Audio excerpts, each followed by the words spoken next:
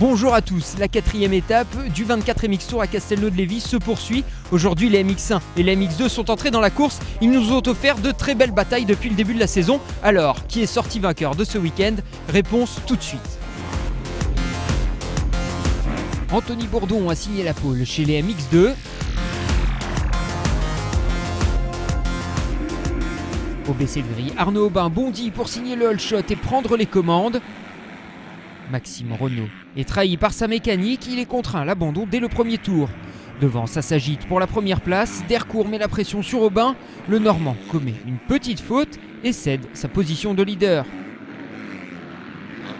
Richier et Boiramé sont également à la lutte, le leader du championnat fait le forcing pour une place sur le podium, il passe, mais rien n'est joué. Un peu plus tard, Florent Richier reprend son bien sur un dépassement viril. Les positions se figent et Nicolas Dercourt remporte ce premier débat.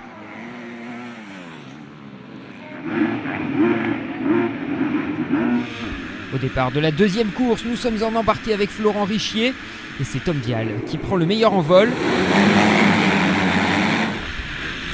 Le numéro 25, Richier, décide de prendre les choses en main et double ses adversaires 1 à 1.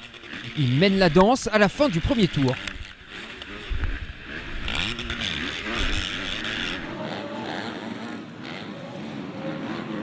Et sa bataille entre Capel, Dercourt et Bourdon pour le podium. Le pilote Bud Racing numéro 411 commet une erreur, il endommage sa moto et doit repasser au stand. Reparti bon dernier, il lutte toute la course pour remonter finalement 14e.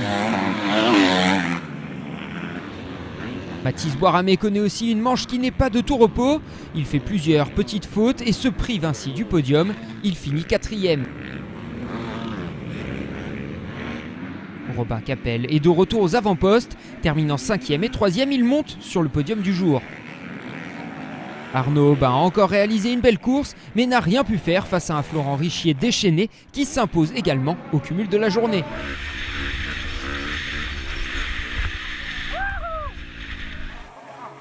Mathis Boiramé conserve la plaque de leader du championnat. Du côté des espoirs, après avoir signé la pole, Tom Guillon n'a pas fait de quartier ce dimanche.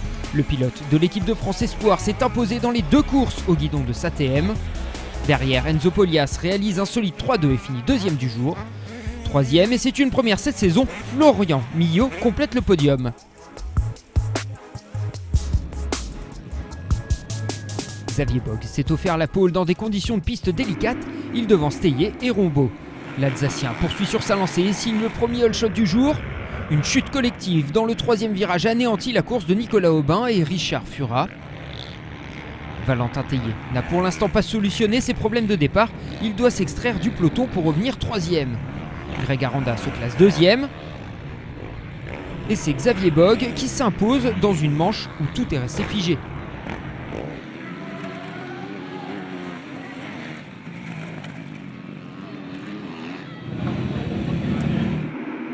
Nous vivons le départ de la deuxième manche en embarqué avec Loïc Rombaud. Le pilote KTM s'élance bien, mais il ne peut rien face à Xavier Bogg.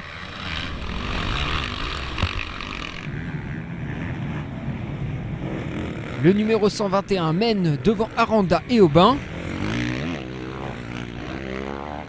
Valentin Théier doit encore tout donner pour revenir devant. Il double pour Selle, puis Aubin et s'installe en troisième position.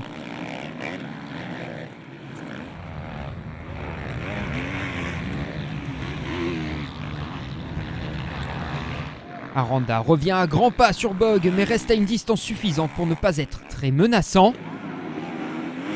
Et dans le dernier virage, coup de théâtre, Xavier Bogg chute et ouvre grand la porte vers la victoire à Grégory Aranda.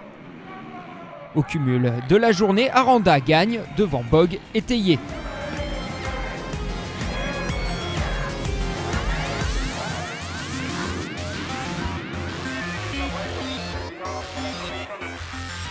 Prochain rendez-vous dans une semaine, les 30 avril et 1er mai, toujours dans le sud, à Gaillac-Toulza.